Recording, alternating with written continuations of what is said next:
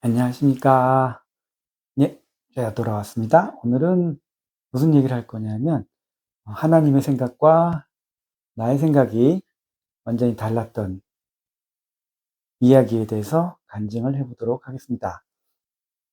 때는 바야흐로 2013년, 14년 그때였습니다. 그 정도.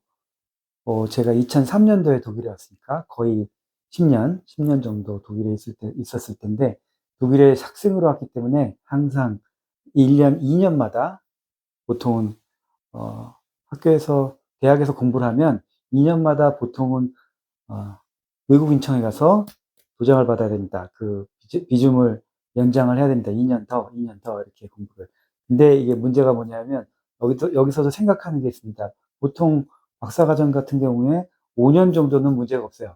5년 정도는 문제없이 머무를 수 있습니다. 근데 5년이 넘어가면 이제 좀 복잡해집니다.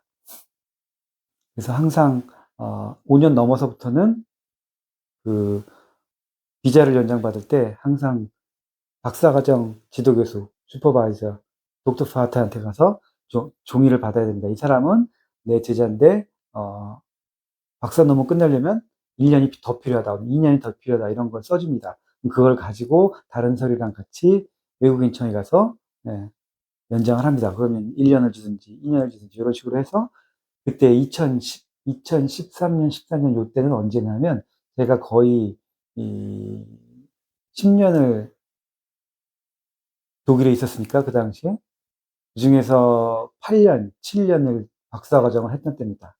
그러니까 벌써 5년, 박사과정만 5년이 넘었죠. 5년이 넘었기 때문에 아, 그 외국인청에서 까다롭게 할 때입니다. 박사, 지도 교수님이 써준 걸 가지고 가도 까다롭게 보던 때입니다. 그때가 언제냐면 박사과정이 거의 끝나서 이제 지도 교수님도 저도 한 1년만 더 하면 마무리할 수 있겠다. 이런 때였습니다.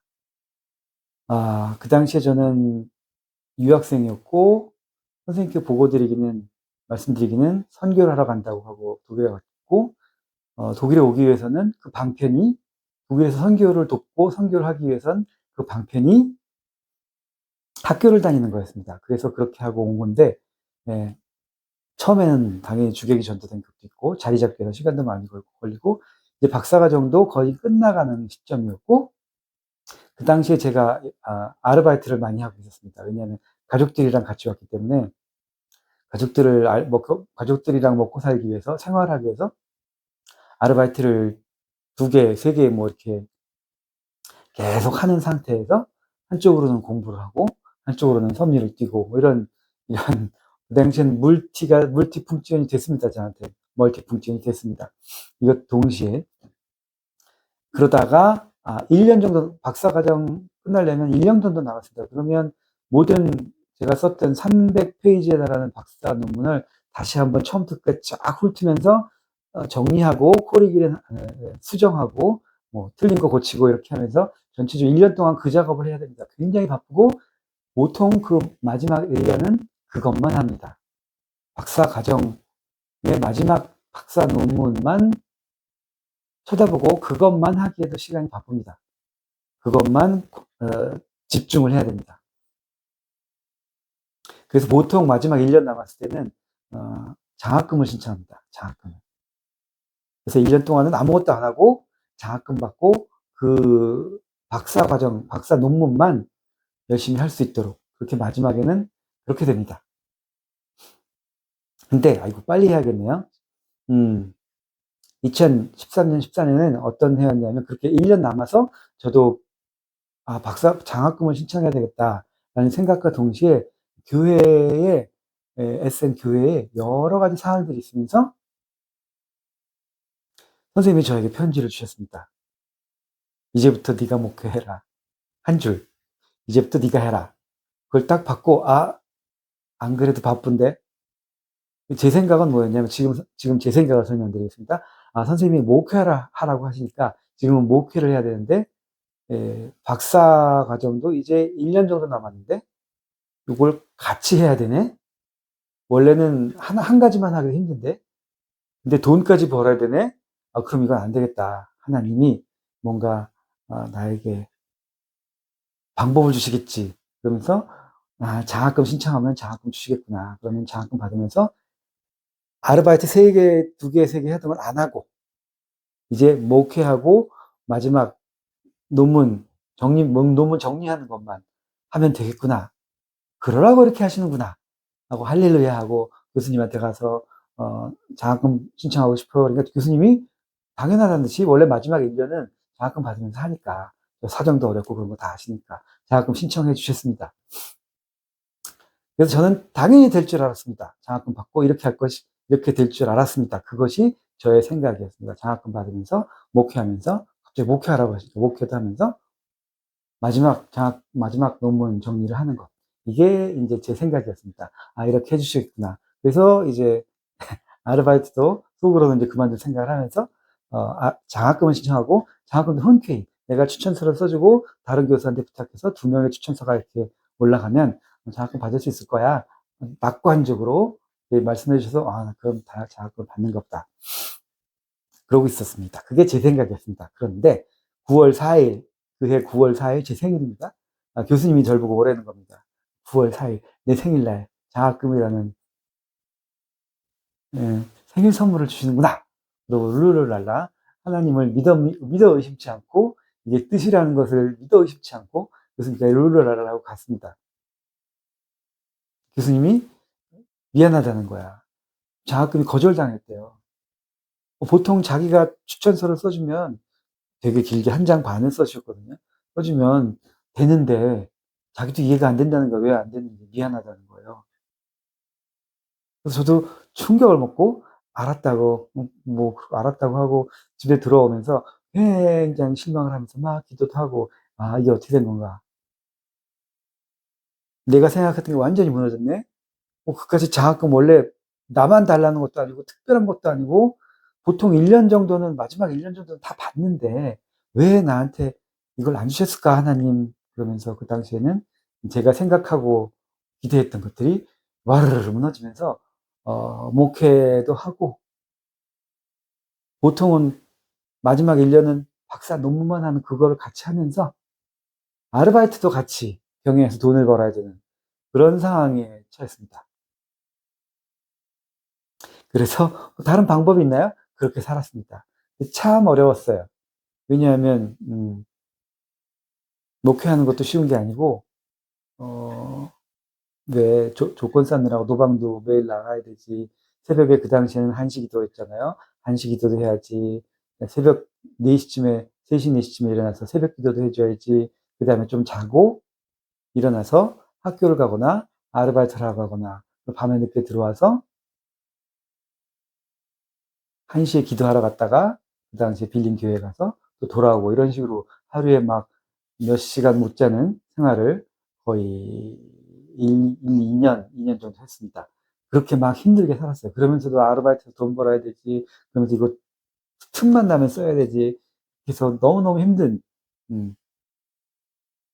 2년을 보내면서 생각이 많았어요. 왜 안 주셨을까? 이게, 야, 하나님 뜻이면 그냥 이렇게 힘들어도 이렇게 하는 게 뜻인데, 이렇게 줄 수 있는데, 난 줄 거라고 믿었는데, 그게 뭐 특별하게 나한테 뭘 하신 게 아니라, 보통은 그렇게 하는데, 장학금은.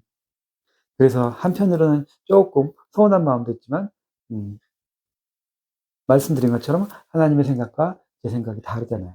다르기 때문에 어떻게 된 건지 모르니까 일단 순종하면서 열심히 이렇게 목회도 하고, 마지막까지 박사 논문도 쓰고 계속 일해서 돈 벌면서 살았습니다. 그거를 언제 깨달았냐면 하나님 뜻이 어떤 것이었는지 언제 깨달았냐면 2015년, 16년쯤이었습니다. 그때 이제 박사 논문이 마무리되고 박사 논문이 패스하고 박사 과정이 끝났습니다. 박사 과정이 끝나면 저는 학생 비자였기 때문에 공부가 끝나면 돌아가야 돼요. 돌아가야 합니다.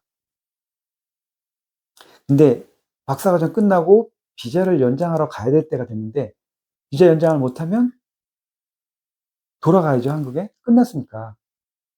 아니면 취직을 하든가.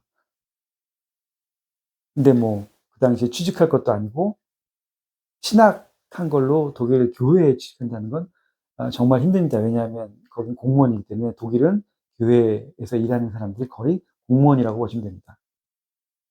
교회가 나라에서 국가에 속해 있는 거기 때문에 국가기관처럼 되어 있기 때문에 그래서 그때 뭘 했냐면 영주권을 신청하기로 했습니다. 왜냐하면 독일에 산 지가 벌써 꽤 됐거든요. 10년이 넘었으니까 영주권을 신청하러 갔는데 15년 정도 됐나? 13년 정도 됐는데 영주권을 신청하기로 했는데 할까 하고 알아봤는데 영주권 신청 자격이 5년 이상 세금 내면서 일을 했던가 아니면 학생이나 이런 신분으로 10년 이상 독일에 있었던가. 학생 신분으로 10년 이상 비자를 주질 않거든요. 아예 주질 않거든요. 그러니까 있을 수가 없죠. 조건 충족이 안 되니까. 근데 저 같은 경우는 뭐냐면 독일에서 학생 신분으로 있으면서 일을 했잖아요. 제가 계속 일을 했습니다. 처음부터. 처음 2년 동안은 일을 못하게 돼 있으니까 학생이 아니었고 그냥 언어만 배우는 상황이었으니까 그때는 못했고 학생이 되면서부터 계속해서 일을 멈춘 적이 없이 2개, 3개씩 아르바이트를 하면서 살아왔기 때문에 일한 기간이 거의 10년인 거예요. 학생이면서 일한 기간이. 그러니까 세금을 세금을 다 내는 상태로 제가 100% 뭐라 그러죠? 풀잡이니까 정말 100% 일을 하는 직업을 가진 비자로 5년. 그렇지 않으면 10년인데 제가 계속 일을 하면서 학생이면서 일을 하면서 여기 있었기 때문에 계속 세금을 냈단 말이에요. 그러니까 그 학생으로서 일할 수 있는 시간이 따로 있어요. 반 정도. 일주일에 80시간 정도. 그 정도를 계속 일을 해야 돼요. 일을 하면서 공부를 하고 이러니까 그걸 계속 하면서 돈을 냈었기 때문에 그게 딱 조건에 거의 가까스로 넘어갔어요. 영주권 신청할 수 있는 조건을 가까스로 넘어갔습니다. 가까스로. 그게 무슨 말이냐면 제가 박사과정 끝나기 1년 전에 장학금을 받았으면 더 이상 일을 안 했잖아요. 일 안 하고 공부만 했으면 그 1년이 비는 거야. 그 10년 조건에서 1년이 빕니다. 비어서 그 마지막에 2015년 그때 영주권을 신청해도 그 1년이 비기 때문에 제가 장학금을 받았다면 그 장학금을 받고 일을 안 한 그 1년이 비기 때문에 신청을 할 수가 없는 거예요. 신청 자격이 안 되는 거지. 그죠? 하나님의 생각은 제 생각과 완전히 달랐다는 거예요. 저는 그것까지 생각을 못 한 거예요. 나중에 끝나면 어떻게 비자 신청하고 어떻게 독일에 계속 있으면서 섭리를 뛸 것인가에 대한 생각은 없었어요. 거기까지는 제가 내다보지도 못했습니다. 근데 하나님은 이미 아시고 여기서 내가 장학금을 받아버리면 하나님 줄 수도 있지만 여기서 내가 장학금을 받아버리면 앞으로 박사과정 끝나고 영주권을 신청하지 못하는 거예요. 영주권 신청하지 못하면 비자를 연장 안 해주겠죠? 비자 연장 안 되고 기간이 끝나면 뭐 한 달 안에 2달 안에 나가라 이렇게 됩니다. 그럼 전 돌아와야 하죠.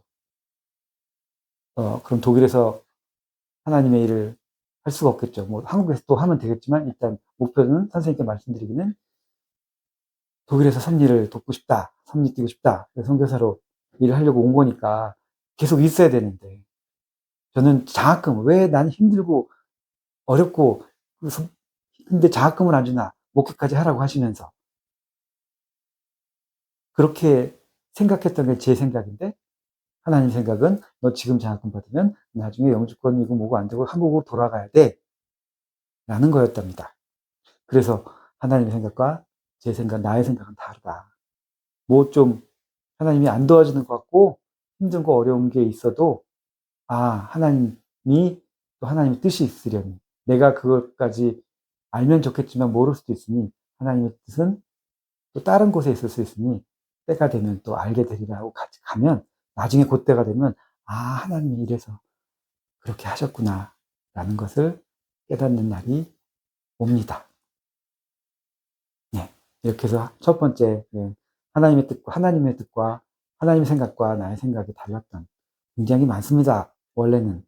그 중에 하나 빨리 말씀드릴 수 있는 것을 오늘 전해드리도록 했습니다. 할렐루야. 하나님이 하시는 일을 일단 믿으시고 그를 신뢰하시고 그와 함께 네, 힘들 때도 있고 어려울 때도 있지만 다 때가 있으니 그때까지 가면 깨닫게 되고 알게 됩니다. 믿고 열심히 뜁시다. 두 번째도 있어요. 근데 그건 나중에 제가 신장암에 걸렸었는데 신장암에 걸린 때도 이런 일이 있었습니다.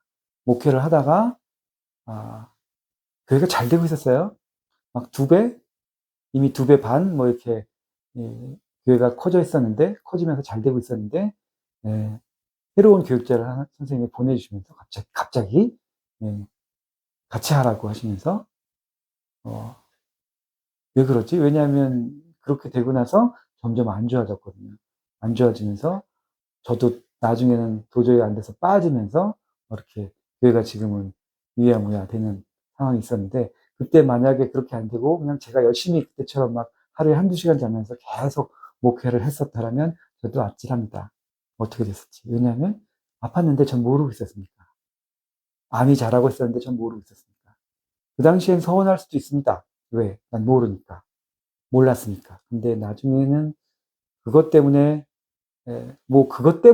그것 때문에, 다른 교육자를 보내서 같이 하라고 하셨지는 않았겠지만, 그것 때문만은 아니겠지만, 그래도 그걸 통해서 제가, 몸을 다시 한번 추스리고, 아픈 곳을 발견하고, 수술하고, 죽지 않고 살 수 있는 또 하나님의 뜻이 있지 않았을까.